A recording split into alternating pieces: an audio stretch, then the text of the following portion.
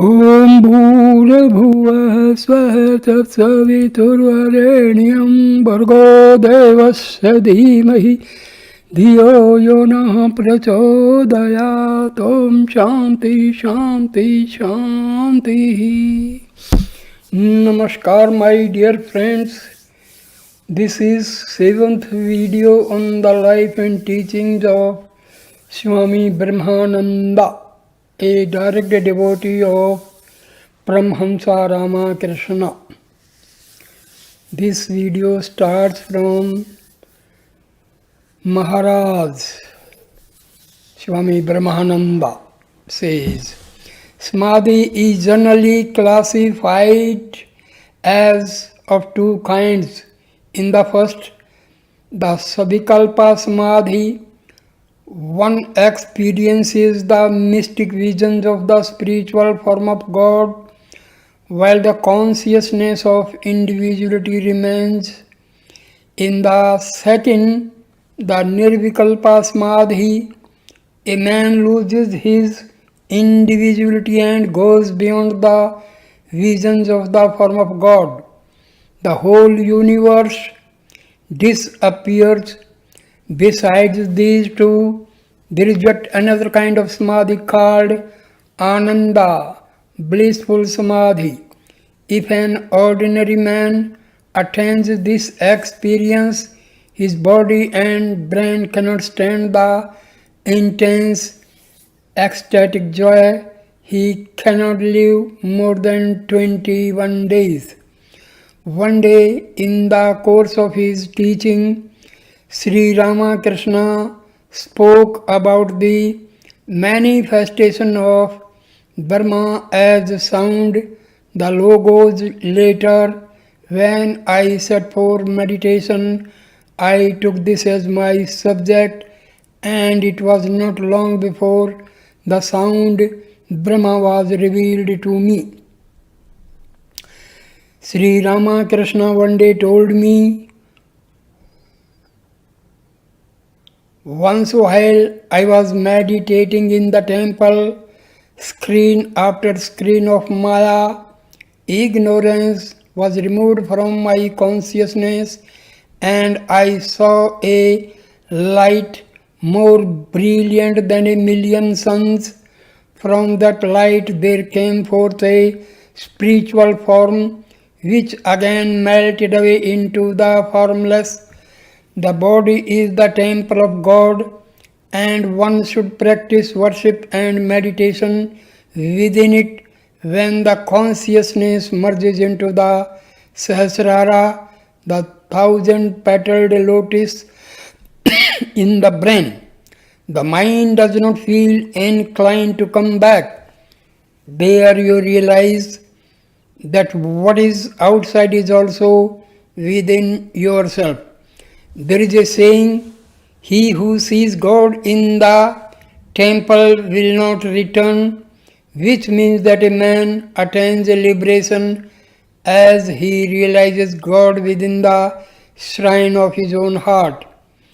Though temples may serve as aids to the beginner, they are but symbols of God's greatest of all temples, the human heart.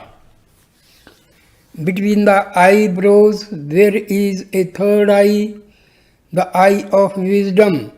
When this eye is opened, a fountain of joy is released, and the whole universe seems merged in bliss.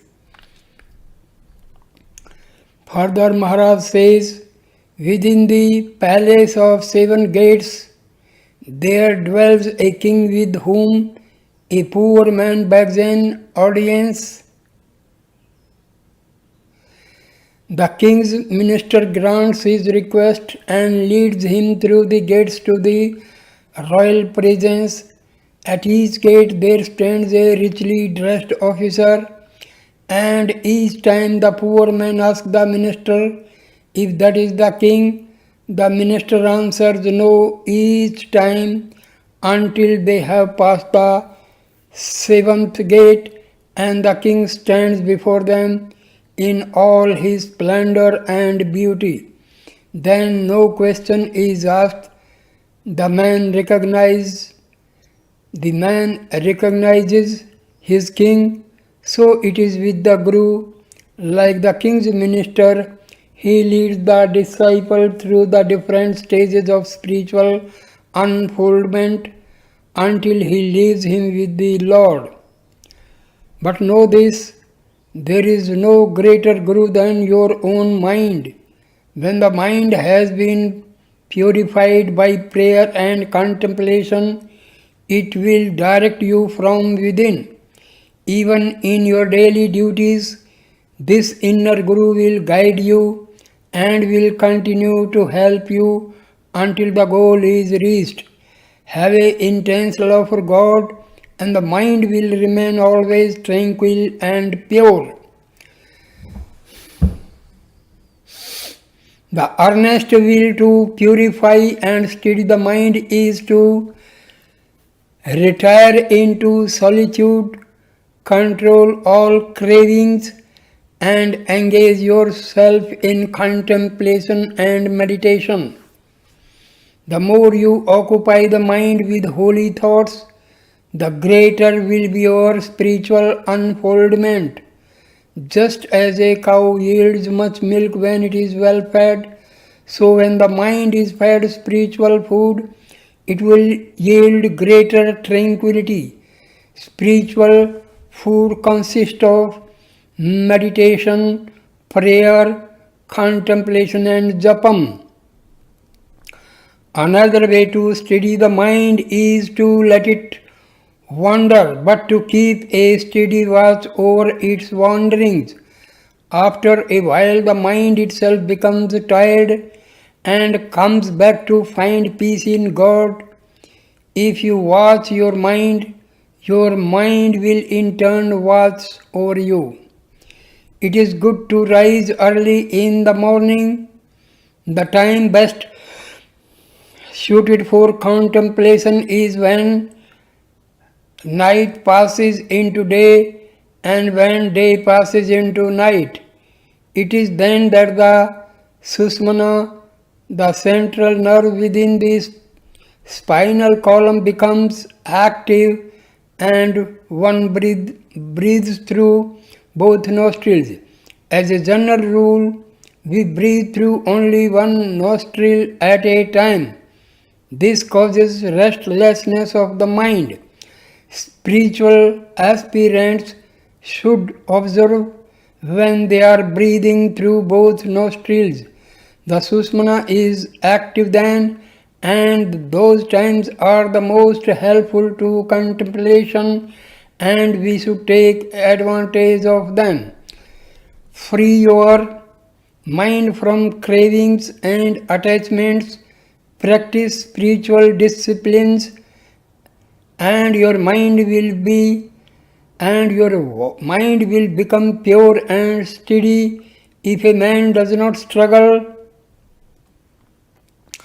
hard to realize God, he remains steeped in ignorance. Therefore, struggle, and God will be revealed. Accept all struggles boldly, welcome them, for through them you shall surely find peace. The easiest method of realization is to remember God constantly, even as a man welcomes his friend and entertains him with food, drink, and conversation, so must you entertain God in your thoughts. Converse freely with Him, know Him as your very own, and you will find peace in Him. Who can fathom the mystery of God? He is intimate and formless, and yet He is also with form. He incarnates Himself as man. Verily, it is beyond the power of the mind to understand the devious ways through which God leads man to Himself. Sometimes the path is smooth, sometimes it is thorny, and sometimes it is like an impassable mountain, but still he leads man safely to himself if he will only take refuge in him. It is a Maya which prevents the mind and senses from desiring to experience God, but a man who has realized Him has risen above all the charms and attractions of Maya. Maya reveals her mysteries only to him who has gone beyond Maya.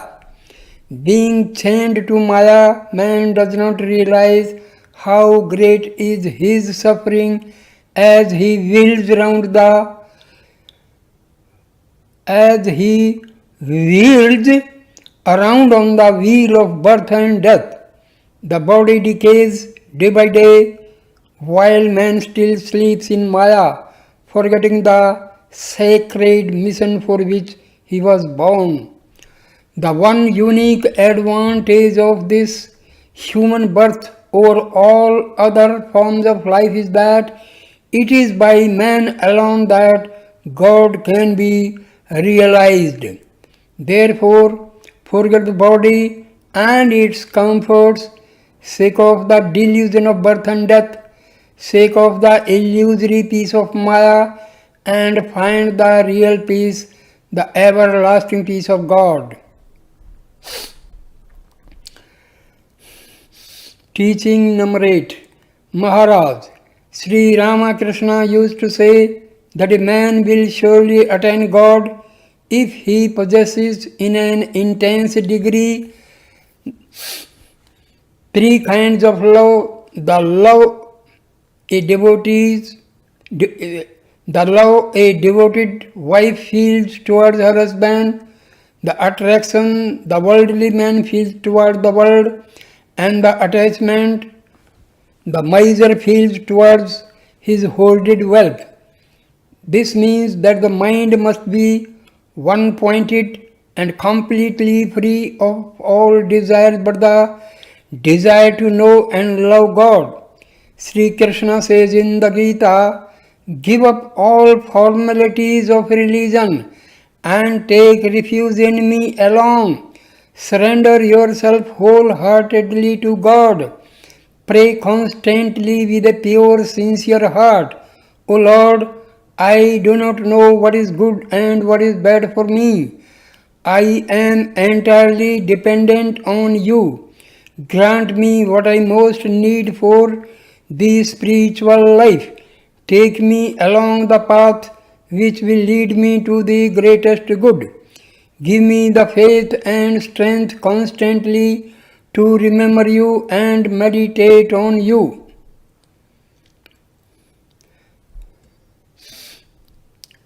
Constantly, O Lord, make me able to understand and receive that grace which I know you are ready to give me.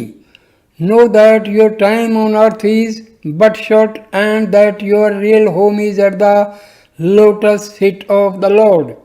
In his folly, man will deny the very existence of God because of his own lack of comprehension.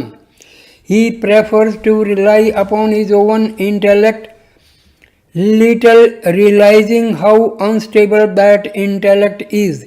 Even though what he accepts as true today, he rejects as false tomorrow. Yet he thinks that what appears as true to himself today is the final truth and must be accepted by all. The Lord alone knows all the subtle ways by which a man may be deluded. One who has known God does not limit him. To him, God is not a matter of opinion. God is. He is boundless love and infinite mercy. He is beyond the grasp of the intellect. He who has realized God understands His mysteries. For him there is nothing hidden. The gates of knowledge are open and he knows that he belongs to God even as God belongs to him. Intelligence is Intelligence is but another name for ignorance because its area is limited. Therefore, if a man wants to attain all knowledge and understand all mysteries, let him devote himself to the knowledge of God. As children swing around a pillar in their play, holding tightly to it for their sport, so must you hold fast to God, the pillar of life. Whichever path you follow, whether it be the path of work or of devotion or of knowledge, you will reach Him. Hold fast to the pillar and your life will be blessed, and you in turn will become a blessing to mankind. Teaching number 9. Disciple. Maharaj, is initiation really necessary? Maharaj replies, yes, initiation is very important. With the aid of a mantram, it is easier to practice concentration of the mind on one chosen ideal of God. Without the mantram, the mind wanders from one conception of God to another and never succeeds in concentrating upon any. And without achieving perfect concentration, nothing can be accomplished in the spiritual life. Therefore, the aid of a guru is very necessary. He helps the disciple to choose his own particular ideal according to his temperament and then gives the mantram best suited to the attainment of concentration on that ideal. With unwavering faith in the words of the Guru, the disciple must regularly practice repetition of the mantram and meditation on its meaning. This will he find peace of mind. The path of spirituality is hard to follow. No matter how clever or how intelligent a man may be, without the aid of an illumined guide, he is sure to stumble on the way. Disciple. Maharaj, I have been practicing spiritual disciplines, but as yet I have acquired no taste for them. What shall I do? Maharaj replies, the taste for spiritual life cannot be had all at once. No one has to struggle hard for it.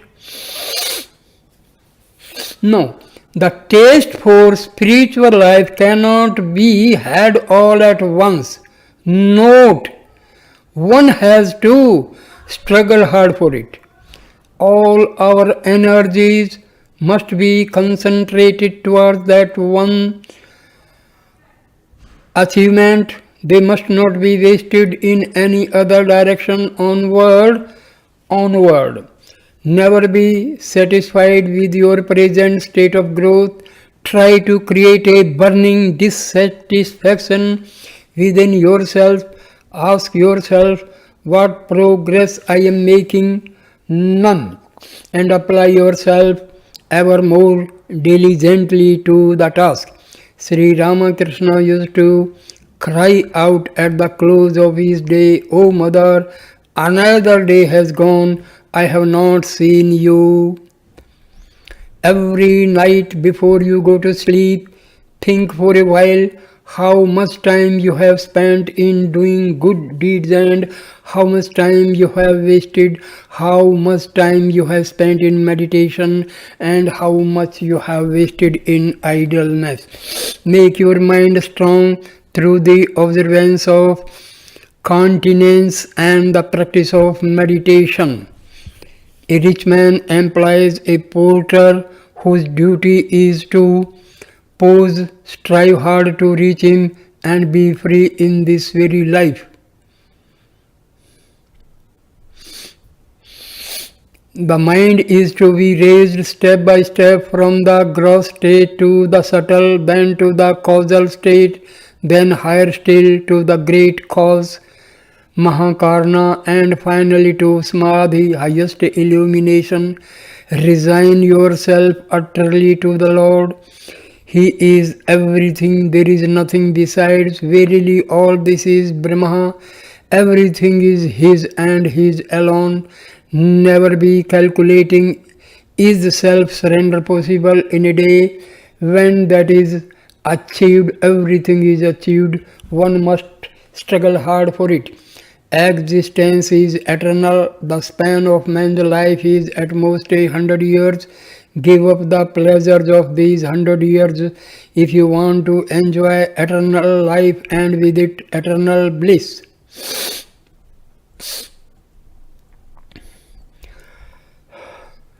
In the beginning of spiritual life, it is very good to plan a definite routine. A certain length of time should be given to the practices of meditation, japam and study. Whether you like it or not, follow your routine regularly. By so doing, you will gradually create a permanent habit. Perhaps now you do not enjoy meditating, but as you form the habit, you will come to the point where you will actually feel unhappy if you do not meditate. When you reach this stage, you will know that you have advanced along the spiritual path. When a man is hungry or cannot sleep at night, he is restless and unhappy. When you can feel this same restlessness and unhappiness because you have not seen God, then know that God is very near. Reach the immortal and find immortality.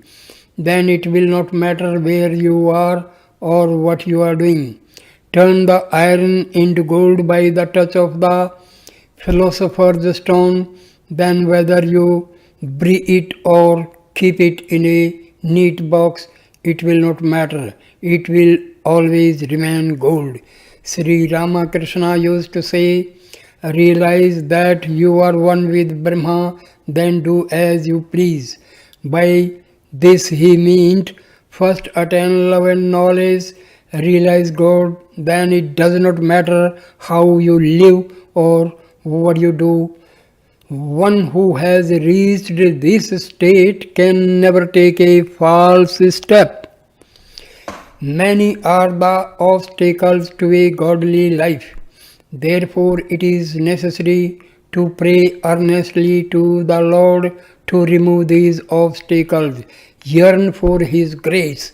Many are the worldly impressions already accumulated in your mind, and many are the impressions created in this life also.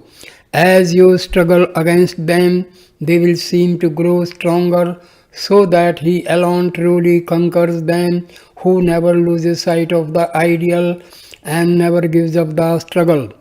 Within each one of us, there are two currents flowing. One carries us towards God, and the other carries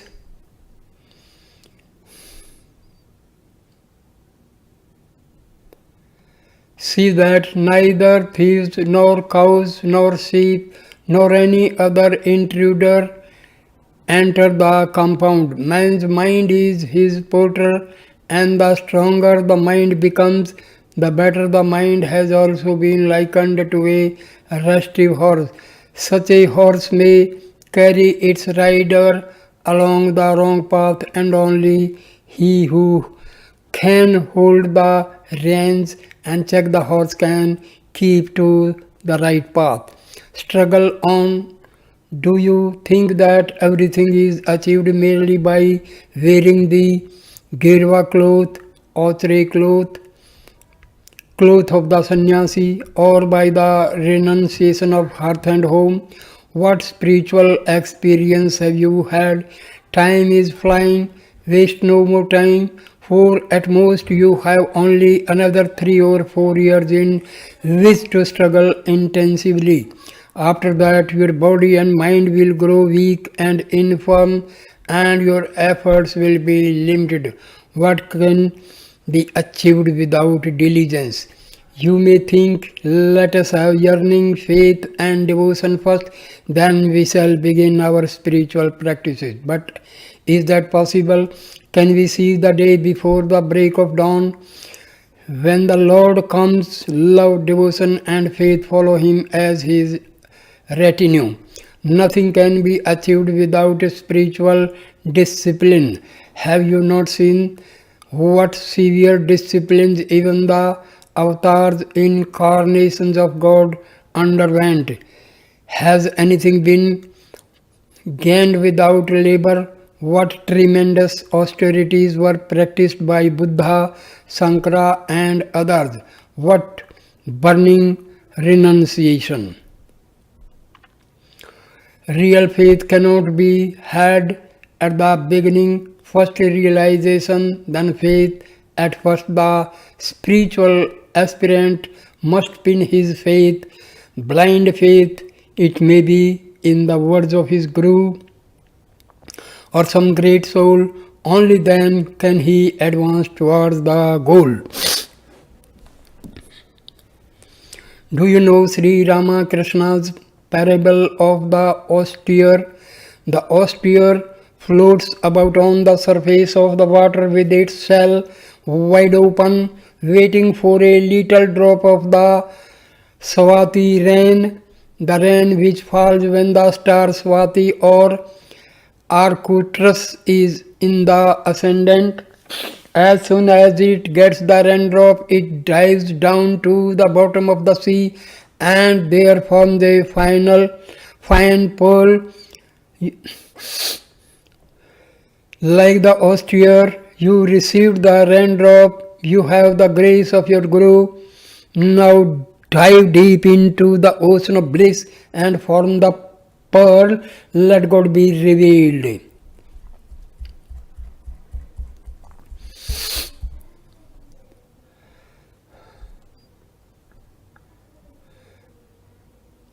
One current takes you along the path of renunciation to God, and the other tries to pull you towards worldly enjoyments.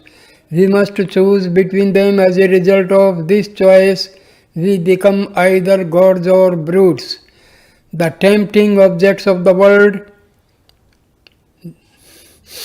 lie before man's eyes in all their glittering and delusive splendor, so that he feels no need even to consider the probability of anything higher or grander. He may hear about the higher ideal of life, but he rationalizes by asking himself what guarantee there is that God can be known or that a greater joy can be reached.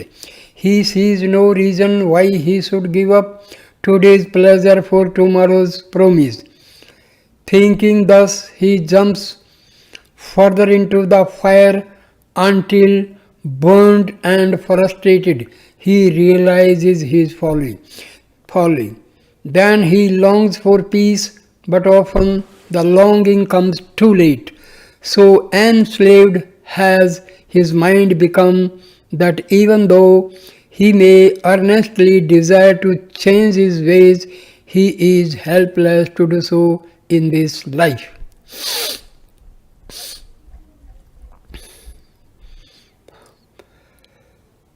Disciple: Maharaj, you spoke of the practices of puja, meditation, continence and study of the scriptures. What do you mean by puja? Maharaj: Puja means both external ritualistic worship and mental worship. In ritualistic worship, certain accessories are necessary. These are sometimes difficult to procure. Therefore, the mental worship is more convenient for you. First, worship the chosen ideal mentally with flowers, incense, etc., and then practice meditation and mental japam. In purely mental japam, the mantram, name of God, is repeated without moving the lips. But in ordinary japam, the mantram is repeated silently with the movements of the lips. As you meditate on your chosen ideal, think of him as light and effulgence, and that everything shines because of his light. Think of him as living and conscious. As you continue thus, the form of your chosen ideal will gradually melt into the formless, into the infinite.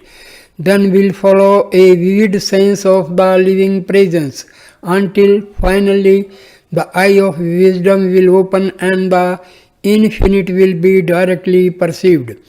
Ah, that is another realm far beyond this universe. After this experience, the universe appears as nothing. The mind is dissolved and you experience Savikalpa Samadhi. This leads gradually to the realization of the Nirvikalpa Samadhi, absolute union with God.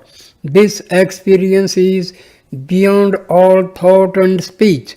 There is nothing to be seen, nothing to be heard, all is infinite silence. It is beyond duality and non-duality.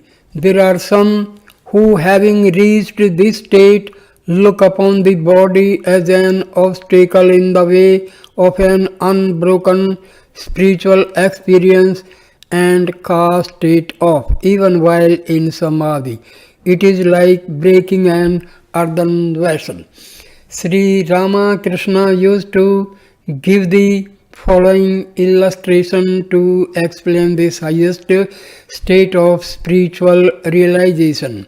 Imagine several vessels filled with water with the sun reflected in each one. Break each vessel until only one remains with the sun fully reflected in that one. Finally you break even the last of the vessels, and what remains? The sun itself. Similarly, the self-luminous Brahma is reflected in the vessels of mind, senses, ego, etc. Break these vessels one after another and go beyond the physical consciousness, the subtle body and the causal body until you reach the Savikalpa Samadhi, when you will see God. But here, even in this stage, the sense of ego still remains. The last vessel is still to be broken. Break it, and what remains? Brahma and Brahma alone. Who is there left to see whom? Who to describe whom? Disciple. Maharaj, some think of the chosen ideal as the all-pervading spirit. Is this also a form of meditation?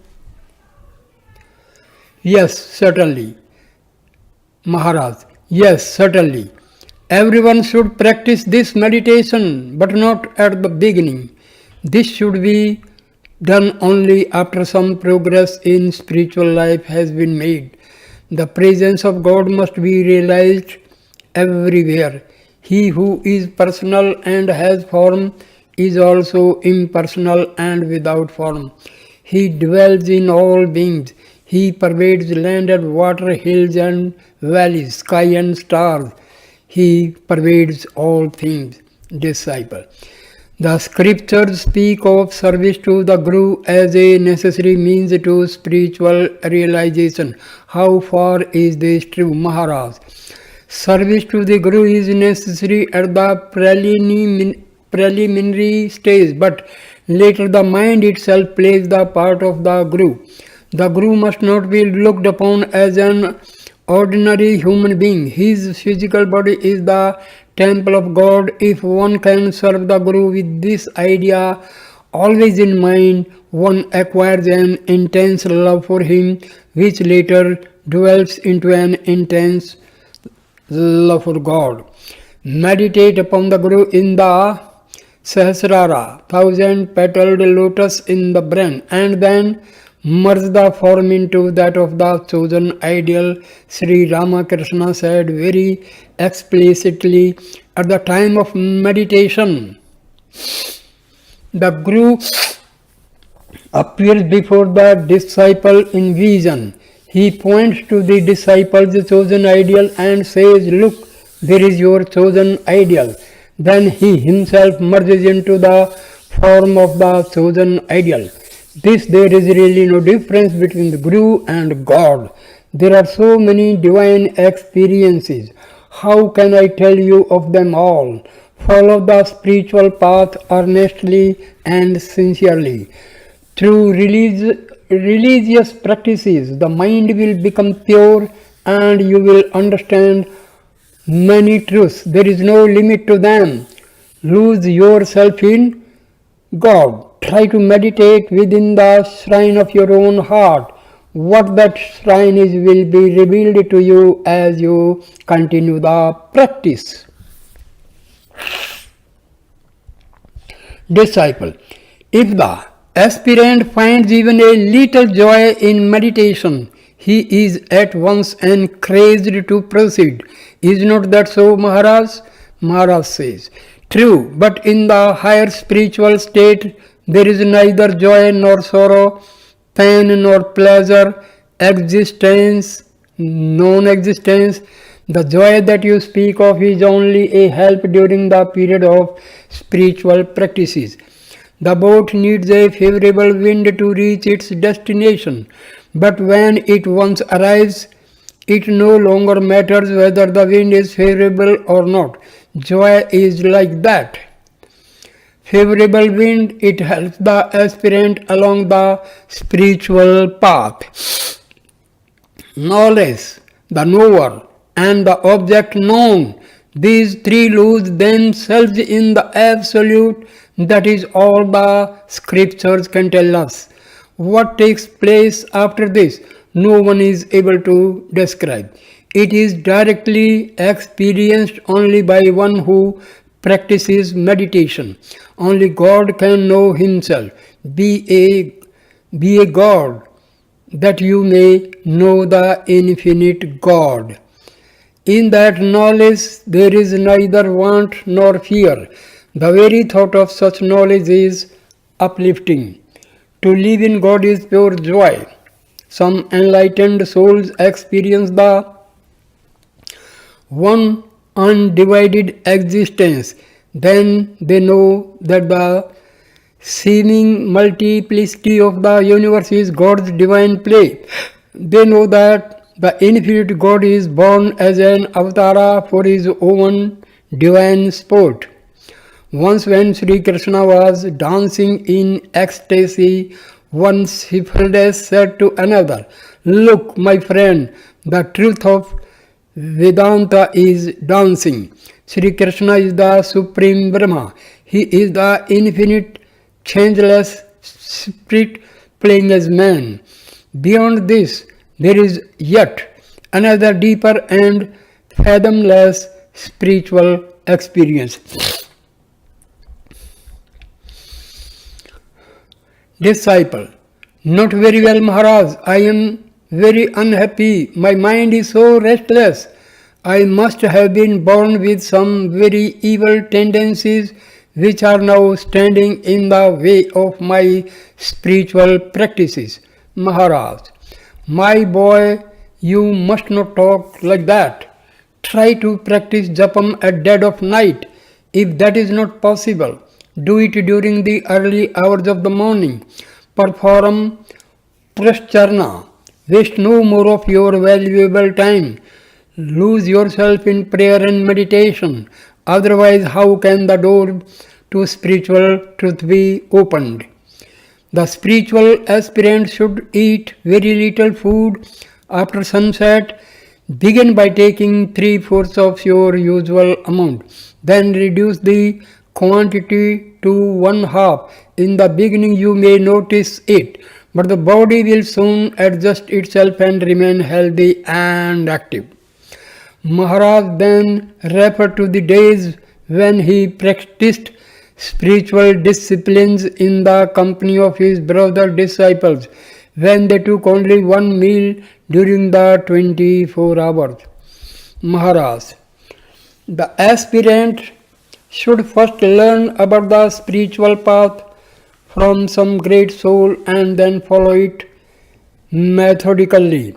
If he proceeds haphazardly, he cannot make much progress, and if he gives up entirely, the effort to begin again will be twice as difficult. But no effort is wasted. Lust, greed, anger all gradually leave a man who practices spiritual disciplines. Your mind at present is covered over by rajas, restlessness, and tamas, inertia. It must be made pure and subtle and raised to the state of sattva, tranquility. Then you will find joy in your practices and will want to devote more and more time to them. Later, when the mind has attained perfect purity, you will have but one desire, to devote yourself to contemplation always, because the mind is gross, it runs after gross things, but as it becomes pure and subtle, it will run after God, the pure consciousness. When the mind grows subtle, its power increases and aspirant is immediately able to grasp the truth of God. When you sit for meditation, first think of a divine, blissful form. This will bring a soothing effect upon your nerves. Otherwise, meditation will be dry and tedious. Think of the form of your chosen ideal, smiling and full of bliss. Be up and doing. Waste no more time. The senses now are strong and must be kept under control. This is a difficult task, no doubt. But if you practice meditation continuously for 7 or 8 years, you will find peace and bliss and enjoy the fruits of your practices. Even after 1 year of steady practice, you will find some result. Many women disciples are making rapid progress. Should not you also strive for that? Women generally have greater results in less time because their faith is greater. Believe me, the Lord is always with you. Practice even a little and He will extend His hand to help you. He will protect you from all miseries and unhappiness. How unbounded is His grace! How can I make you understand? So far you have merely heard about these spiritual truths. Now realize them. You have done enough studying and reasoning. Now do some spiritual exercises.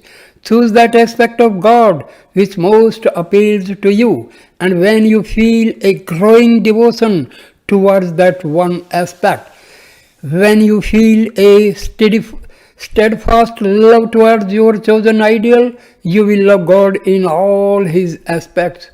While practicing japam, one should meditate on the form of the chosen ideal, otherwise it is not effective. If you cannot think of the whole form, think of a part. Begin by meditating on the lotus feet of the Lord. Even if you fail many times, try again. Success is certain. Practice will make all things easy. Is meditation an easy thing? Remember, it is next only to samadhi. Try to leave everything to the Lord. Resign yourself entirely to Him. Devotion, self-surrender, and all other virtues will grow from within as you practice meditation.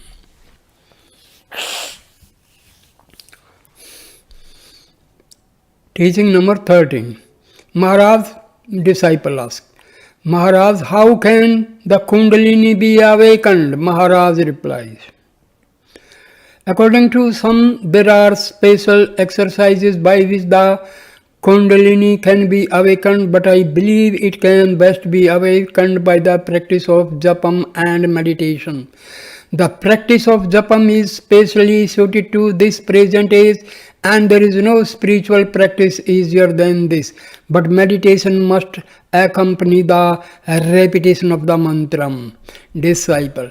Does meditation mean thinking of the form of the deity? Maharaj. Meditation means thinking of the divine both with form and without form. Disciple.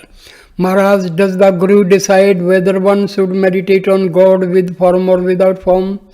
According to the yoga philosophy, there is a store of latent spiritual energy at the base of the spine. This is known as the Kundalini, meaning coiled up, and is pictured as a serpent. When this spiritual energy is roused, it raises up through the spiritual column and man's spiritual awakening begins. Maharaj, yes, he does, but in time the mind itself becomes the Guru. Sometimes the mind is inclined to think of God with form, and again at another time it prefers to think of the formless aspect. The human Guru is not always available, but as the aspirant goes on with his spiritual practices, his power of comprehension increases so that his mind is able to act as his own Guru. The mind is bound down by its attachment to the body, the senses, and the object of sense. Thus, its energies run out through various channels and are wasted. Snap the bonds of attachment, collect the scattered forces of the mind, and direct them towards the one reality. This is the great task of the spiritual aspirant. Concentrate the whole mind and direct it towards God until He becomes revealed. Now is the time for spiritual practices. You are young now. When you grow older, the mind loses its vigor. Therefore, be up and doing.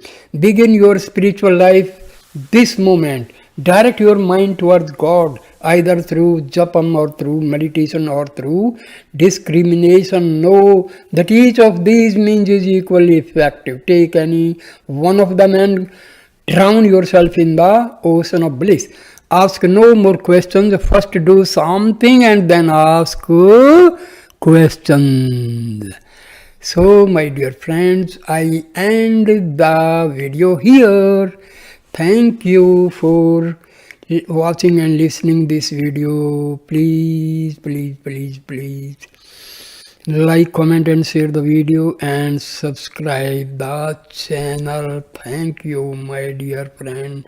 Namaste, namaste, namaskar.